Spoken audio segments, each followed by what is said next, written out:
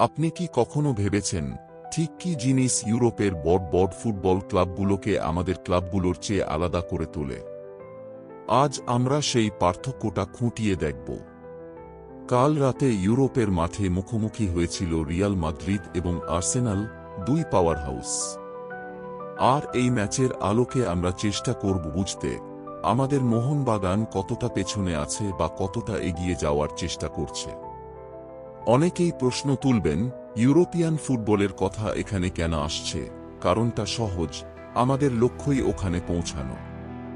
সেটা আজ নয়, কালও নয়, হয়তো ৫-০ বছর, ১-০-০ বছর বা তারও বেশি সময় লাগবে।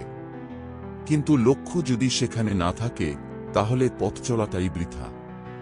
ওদের খেলা দেখে, ওদের কাঠামোটা বুঝে আমরা আমাদের উন্নতির রাস্তাটা খুঁজে নিতে পারি।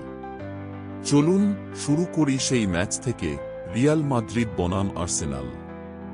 ওখানে খেলাটা কেমন হয়? শুধু গতি না, গঠনের মধ্যে কতটা শৃঙ্খলা থাকে সেটাও বোঝা যায়। এক পাস, এক মুভমেন্ট, সবকিছুই যেন ঘড়ির কাঁটার মতো সঠিক এবং নিখুঁত। আমাদের এখানে যদি আশিক কুরুনিয়ান তিনজনকে কাটিয়ে একটা দুর্দান্ত মুভ করে, আমরা চিৎকার করে উঠি, অসাধারণ। কিন্তু ওদের খেলা দেখলে বুঝবেন, ওখানে এই ধরনের মুভ পুরো ম্যাচে বারবার হয়। সেটাই ওদের নরমাল। আমরা যেটা বিশেষ মুহূর্ত বলি, ওরা সেটাকেই ন্যূনতম মান ধরে চলে। আমরা যখন বলি একটা পারফেক্ট ক্রস এল, প্লেয়ার হেড করল, গোল, ওদের কাছে এটা রুটিন। সব ক্রসই প্রায় নিখুঁত যায়। ওদের ডিফেন্ডাররা সেগুলো সামাল দেয়, আর সুযোগ পেলে স্ট্রাইকাররা চোখের পলকে ফিনিশিং করে। সেই ফিনিশিংয়ের মধ্যে কোনো বাড়াবাড়ি নেই, অযথা ঢং নেই, শুধু কার্যকারিতা। আমরা জেমি ম্যাকলারেন নিয়ে অনেক আলোচনা করি, বলি সে নড়ে না, বক্সের বাইরে আসে না। কিন্তু ওখানে খেলার ধরনই এমন যে স্ট্রাইকাররা এক মুহূর্তে ঢুকে পড়ে, এক মুহূর্তে বেরিয়ে যায়। তাদের গতি এমন যে ফিনিশিংটা করতে মাঝমাঠ পেরিয়ে আসা লাগে না।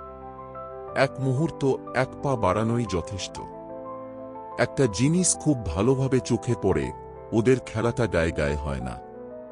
কেউ পায়ে বল রেখে বেশি সময় দাঁড়িয়ে থাকে না। আপনি সামান্য এগোলেই সে পাস করে দেয়। ফলে গ্যাঞ্জাম বা জটলা হয় না। খোলা, পরিষ্কার খেলা হয়। আর মিস পাস খুব বিরল। যদি কোনো দল সত্যিই খারাপ দিন কাটায়, তবেই হয়তো ২-৩টে মিস পাস হবে। আমরা যদি আইএসএল বা কলকাতা লিগের খেলার সঙ্গে তুলনা করি, তবে স্পষ্ট দেখবেন যে গতি, ছন্দ, এক্সিকিউশনের মধ্যে কতটা তফাৎ। আমাদের যেটা হাইলাইটের মতো দেখায়, ওদের কাছে সেগুলো ন্যূনতম মান। আর একটা বড় পার্থক্য স্কিলে।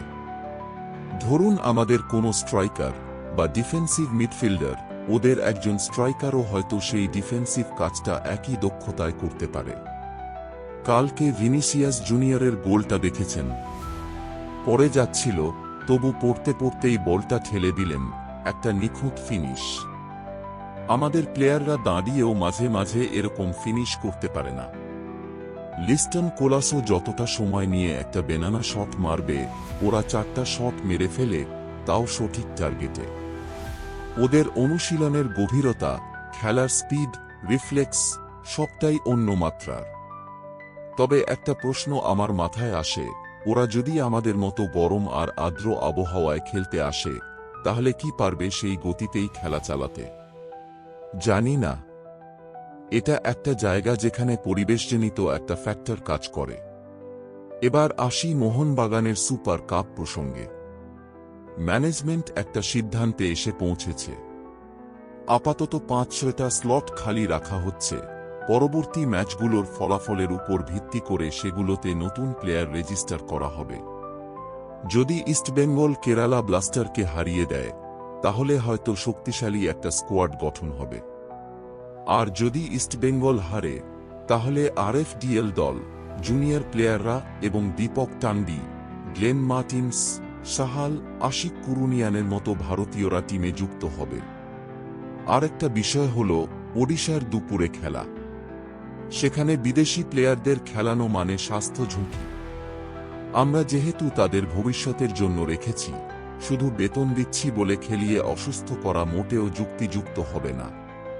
আমার অনুমান, হয়তো মোহনবাগান এবার একটু আগেভাগেই নতুন সিজনের প্রস্তুতি শুরু করবে। আলাদা করে প্র্যাকটিস ম্যাচ, ফিজিক্যাল কন্ডিশনিং সব মিলিয়ে ওরা আগেভাগেই ছুটি দিচ্ছে, যাতে পরবর্তী মৌসুমের আগে খেলোয়াড়রা ভালোভাবে ফিরে আসতে পারে। আর এটাও নিশ্চিত যে আইএসএলে খেলা মূল স্কোয়াড, সেই 2-0 জনের দলটা কোনোভাবেই সুপার কাপে খেলবে না। আশা করি সুপার কাপ নিয়ে যেসব প্রশ্ন ছিল তা আজ পরিষ্কার করতে পেরেছি।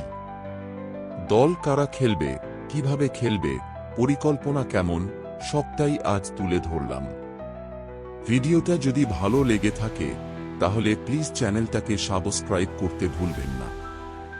ধন্যবাদ। জয় মোহনবাগান।